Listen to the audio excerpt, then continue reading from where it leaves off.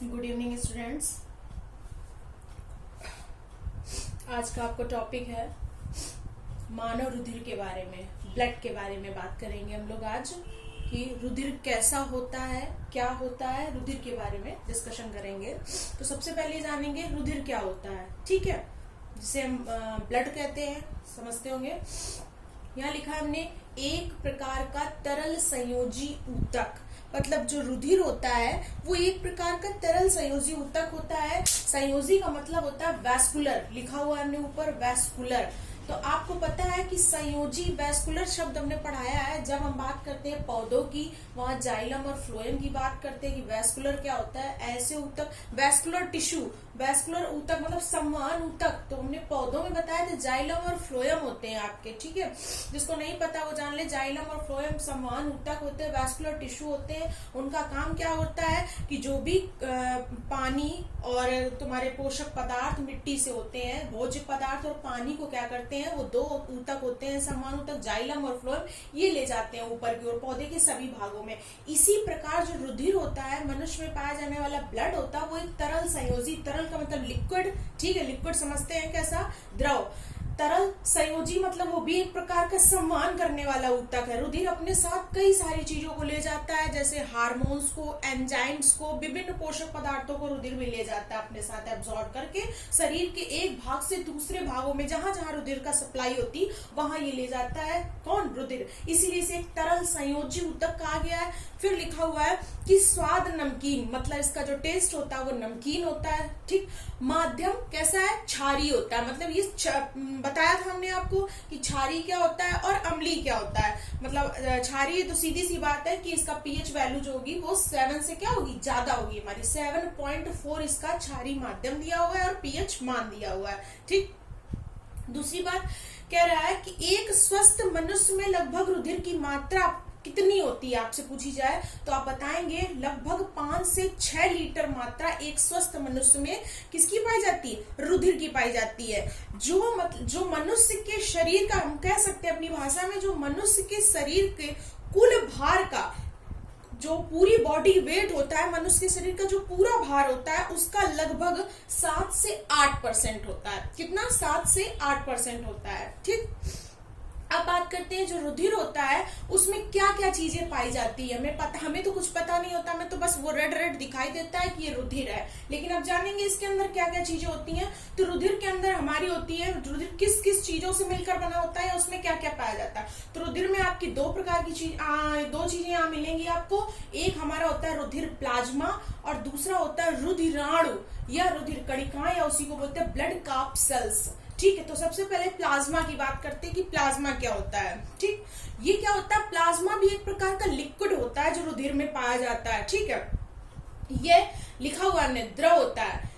कैसा माध्यम होता है, क्षारीय माध्यम होता है। और ब्लड को हमने बताया था आपको कि ब्लड भी क्षारीय माध्यम में पाया जाता है। उसके बाद प्लाज्मा आपका द्रव है, एक प्रकार का क्षारीय माध्यम होता है या क्षारीय होता है आपका ये, ठीक है। और किस कलर का होता है, पीले रंग का होता है। ब्लड प्लाज्मा येलो कलर का होता है। जो ब्लड का लगभग कितने % भाग बनाता है, हमारे ब्लड का टोटल ब्लड 2 भागों में बटा होता है, प्लाज्मा और रुधिराणु। लेकिन जो प्लाज्मा होता है वो लगभग कितना होता है रुधिर में, लगभग 55% भाग बनाता है। 55% भाग कौन बनाता है, ब्लड प्लाज्मा बनाता है, ठीक।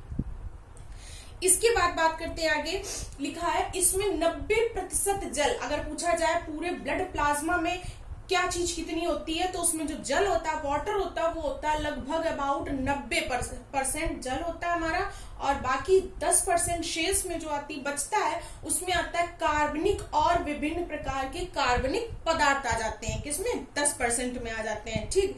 इसके अलावा क्या होता है, विशेष प्रकार के उसमें हार्मोन्स भी होते हैं, एंटीबॉडी भी पाए जाते हैं। ब्लड एंटीबॉडी जो शरीर की सुरक्षा प्रदान करते हैं, रोगों से लड़ने में रक्षा करते हैं। एंटीबॉडी एक प्रकार की प्रोटीन होती है, ठीक है। एंजाइम्स होते हैं, ठीक। और कुछ विशेष प्रोटीन होती हैं, प्रोटीन जैसे कि प्रोथ्रोम्बिन, फाइब्रोजीन, एल्बुमिन, ठीक। ये सारी प्रोटीन जो होती हैं, इनका भी विशेष कार्य होता है, जैसे रक्त का थक्का जमाने में सहायता करते हैं, विटामिन के संश्लेषण में सहायता करना। तो ये हो गया आपकी प्रोटीन। अब ब्लड प्लाज्मा जो होता है वो हमने समझ लिया लिक्विड है, पीले रंग का है, 55% भाग बना रहा हमारा, इस लगभग इसमें इतने % जल होता है। उसके बाद ये काम क्या करता है ब्लड प्लाज्मा? इसका काम होता है जो मनुष्य के शरीर की कोशिकाएं होती हैं, हमारी बॉडी में पाई जाने वाली जितनी भी सेल्स होती हैं, उन सारी कोशिकाओं को क्या करता है ये ब्लड प्लाज्मा? ऑक्सीजन O2 पहुंचाने का काम करता है। ठीक है, O2 कौन पहुंचाता है? ब्लड प्लाज्मा के माध्यम से O2 पहुंचती शरीर की कोशिकाओं के बीच में, और उसके बदले में वापस से उन कोशिकाओं से किसको ले लेगा? CO2 को ले लेता है, क्योंकि हमें पता है कि हम CO2 छोड़ते हैं तो सभी कोशिकाओं से CO2 लेकर उसको क्या करता है? अलग कर देता है। ठीक है, ब्लड प्लाज्मा O2 को पहुंचाता है और CO2 को लेकर अलग कर देता है। उसके बाद बात करते हैं रुधिराणु या रुधिर कणिकाओं की। तो हमने इन्हीं को हम बोलते हैं ब्लड कैप्सूल्स। ये 3 प्रकार की होती हैं। अगर हमारे ब्लड में पूछा जाए कितनी प्रकार की कोशिकाएं या रुधिर कणिकाएं होती है तो बताएंगे 3 प्रकार की। सबसे पहले RBC, WBC और रुधिर प्लेटलेट्स। RBC को पता है रेड ब्लड कैप्सूल्स बोलते हैं, मतलब लाल रुधिर कणिकाएं। इनको दूसरा नाम दिया गया है इरिथ्रोसाइट्स। दूसरा आपका श्वेत रुधिर कणिकाएं WBC या श्वेत व्हाइट ब्लड कैप्सूल्स, इनको बोलते हैं हम लोग ल्यूकोसाइट्स। और तीसरा है आपका रुधिर प्लेटलेट्स, इनको बोलते हैं थ्रोम्बोसाइट्स। तो सबसे पहले बात करते हैं लाल रुधिर कणिकाओं की, मतलब RBCs की। ठीक, RBC क्या होती हैं? देखो RBC होती है, इनके बारे में सुना होगा आपने, RBC और WBC के बारे में बहुत पूछा जाता है। RBC जो होती हैं हमारी बॉडी में सबसे ज्यादा, हमारे ब्लड में पाई जाने वाली सबसे ज्यादा जो सेल्स होती हैं वो कौन सी होती हैं? RBC होती है, लाल रुधिर कणिकाएं होती हैं। ठीक, और इनका जो जीवन काल होता है वो होता है 120 दिन, निश्चित जीवन काल होता है 120 दिन इनका। ठीक, और ये संख्या में क्या होती हैं? अधिक, ज्यादा से ज्यादा संख्या में पाई जाती हैं। और इनमें लाल रुधिर कणिकाओं में एक विशेष प्रकार का यौगिक पाया जाता है जिसे हम बोलते हैं हीमोग्लोबिन। ठीक, क्या पाया जाता है? हीमोग्लोबिन नामक यौगिक पाया जाता है।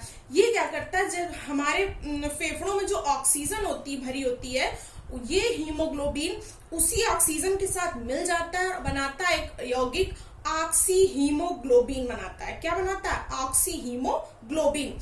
उसके बाद ये फिर से टूट जाता है, तो जब टूट जाता है इसका विघटन हो जाता है ऑक्सी हीमोग्लोबिन का, तो ये फिर से ऑक्सीजन और किस में टूट जाएगा? हीमोग्लोबिन में टूट जाता है। और ऑक्सीजन और क्या बोलते हैं तुम्हारा हीमोग्लोबिन में टूट जाता है। कौन? लाल रुधिर कणिका, सॉरी हीमोग्लोबिन। ठीक है, तो इसमें लाल रुधिर कणिकाओं में हमने आपको 2-3 चीजें बताई कि इनकी संख्या जो होती है वो ब्लड में अधिक होती है, अधिक मात्रा में पाई जाती है। इनका जीवन काल 120 दिन होता है। ठीक, ऑक्सी हीमोग्लोबिन नामक यौगिक पाया जाता है। ठीक, फिर लिखा है O2 वाहक। तो O2 वाहक इसलिए लिखा है क्योंकि जो RBC होती है, हमारी लाल रुधिर कणिकाएं होती है, वो ऑक्सीजन वाहक का काम करती हैं। इसलिए इनको ऑक्सीजन वाहक क्या करती है? क्योंकि हमारे शरीर की कोशिकाओं को ऑक्सीजन पहुंचाने का काम करती हैं। ऑक्सीजन को पहुंचाने, शरीर की जितनी भी कोशिकाएं होती हैं उन सबको O2 क्या करती हैं? प्रोवाइड, मतलब देने का काम करती हैं। इसीलिए यहां से ऑक्सीजन वाहक कहा गया है। ठीक, दूसरा है आपका श्वेत रुधिर कणिकाएं WBCs। तो WBCs जो होती हैं इनको ल्यूकोसाइट्स भी कहा गया है, याद रखिएगा। RBC erythrocytes, WBC leukocytes. Leukocytes जो होती हैं ये होती हैं आपकी रंगहीन, कलरलेस होती हैं, इनमें कोई कलर नहीं होता है, इसीलिए लिखा श्वेत रुधिर कणिकाएं। ठीक है, दूसरा लिखा अनियमित आकार की।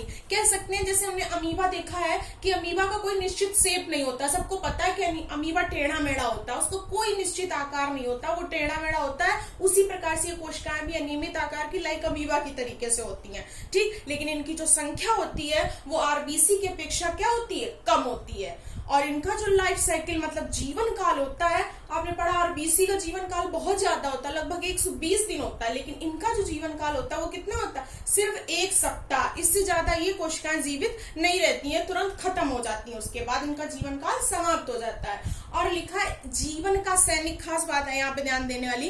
क्यों लिखा है जीवन का सैनिक? हमने इसलिए लिखा है क्योंकि जो आपकी ये कोशिकाएं होती हैं, श्वेत रुधिर कणिकाएं, ये क्या करती हैं? हमारे शरीर में विभिन्न प्रकार के, ब्लड में भी क्या होता है? विभिन्न प्रकार के रोगाणु और जीवाणु होते हैं, तो ये उन सारे रोगाणुओं और जीवाणुओं को क्या कर देती हैं, खत्म कर देती हैं, उनका भक्षण कर देती हैं, उनको नष्ट कर देती हैं और हमारे शरीर को विभिन्न प्रकार के रोगों से क्या करती हैं, बचाने का कार्य करती हैं। इसीलिए इन्हें हमने क्या नाम दिया है, जीवन का सैनिक, या कह सकते हैं शरीर का सैनिक। ठीक, अब बात करते हैं रुधिर प्लेटलेट्स की।